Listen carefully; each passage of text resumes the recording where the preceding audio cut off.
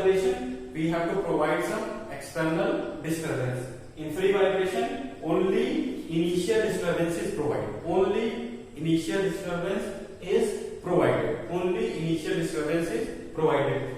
So, in free vibration, after providing some initial disturbance, the system vibrates due to its own effect. Only initial disturbance. The system vibrates due to its own effect, due to its own effects. Then, due to its own effects, such vibrations are known as free vibrations, and frequency corresponding to free vibration is known as the natural frequency. Okay, so natural frequency is the frequency corresponding to free vibrations, and free vibrations are those vibrations which occurs after providing some initial disturbance. After providing some initial disturbance, if the system vibrates due to its own effects, then the vibrations are known as the free vibration, and frequency corresponding to free vibration is known as the natural frequency. Frequency, number of cycles per second. Number of cycles per second. Okay, number of cycles per second. In 1 second, how many cycles are there? Number of cycles per second, or the unit is also known as 1/second, 1/second, or the hertz. 1/second or the hertz. Seventh term we will use is the resonance. Okay, resonance. The resonance, you all have heard this term. Resonance is defined as, okay, we have two types of frequencies. One is the natural frequency. Every system has natural frequency. How to calculate the natural frequency? We have to disturb the system from its mean position. Your fan, it has natural frequency. To calculate the natural frequency, we have to displace the system from mean position. This pendulum has natural frequency. We have to displace the system from its equilibrium position. It will give the natural frequency. One frequency is the frequency due to external excitation. The system has natural frequency. Though there are no vibrations, but we have natural frequency. Now, the second type of frequency is the external frequency. Due to external excitation, we have the forced frequency. Okay. Now, the resonance is defined as, if the external excitation frequency matches with the natural frequency. If the external excitation frequency matches with the natural frequency, then the amplitudes of vibration increases infinitely. Such condition is known as the resonance. So how we are going to define the resonance? If the external frequency is equal to the natural frequency of the system, then we have the infinite level of vibration. Okay, let's say the pendulum is simply oscillating, but at this point we have one external excitation, and that external excitation frequency is matching with the natural frequency. Now we have infinite level of vibration. Such condition is known as the resonance. Now, resonance. Okay, one more term I am going to add with this resonance is amplitude. Amplitude is defined as the displacement of a particle from its mean position. The maximum displacement of the particle. If the particle is moving like that, then maximum displacement. It is moving from here to here. This is the maximum displacement. This is the maximum displacement. Okay. So maximum displacement from the mean position is known as the amplitude. Maximum displacement from the mean position is known as the amplitude. Okay. In case of resonance occurs when the external excitation frequency matches with or equal to the natural frequency. In that case, the amplitude increases up to infinite. Such condition is known as the resonance. Our objective as a vibration engineer, we have to avoid this condition, because if the amplitude is infinite, then the system will certainly fail. If we have amplitude infinite level, then the system will fail. So we have to avoid, we have to limit the amplitude in the case of resonance by providing certain elements, which we are going to study in the next lectures. Okay, so resonance is when the natural frequency is equal to the force frequency, then external frequency matches with the natural frequency of the system, then we have infinite level of vibrations, and this condition is known as resonance. Amplitude is the maximum displacement from mean position. Maximum displacement from mean position is the amplitude.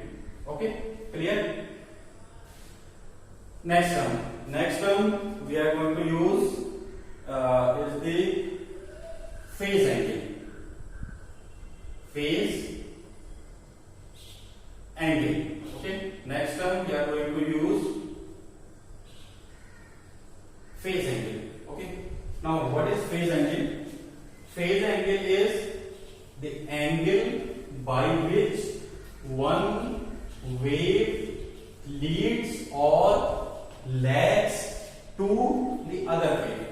Okay, so simple. Let's say we have two waves. Okay, one wave, again we are taking the same sinusoidal wave. Okay, we have two waves. One wave is moving like that. Okay, the second wave, let's say the second wave is leading. Second wave is leading. Leading means the second wave is leading to the first wave. Means whatever is happening, let's say this one is the first wave, 1.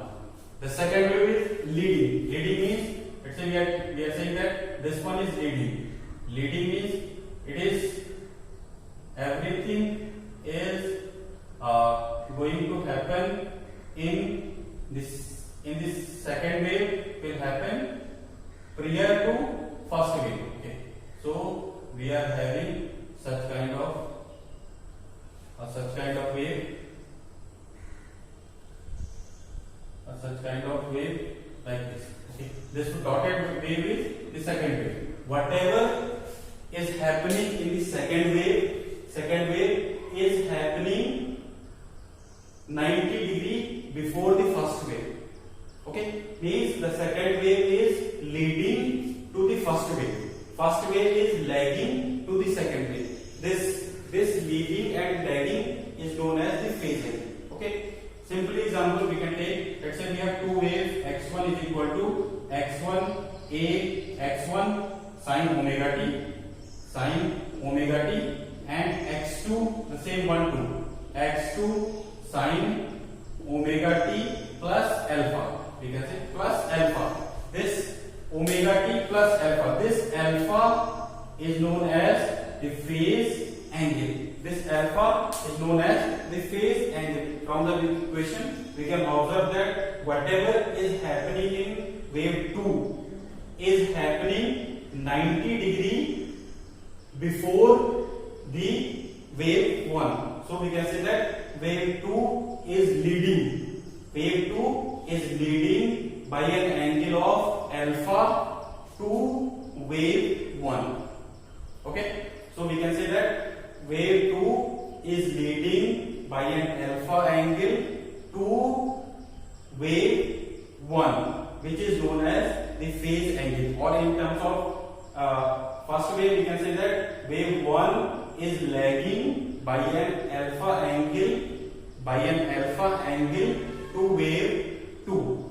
Okay, this is known as the phase angle. Phase angle are the angles by which one wave leads or lags to the other wave.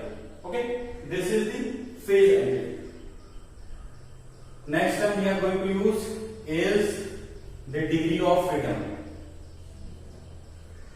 Degree of freedom. Okay, degree of freedom we can define as the number of independent variable required number of independent variable required to define the system.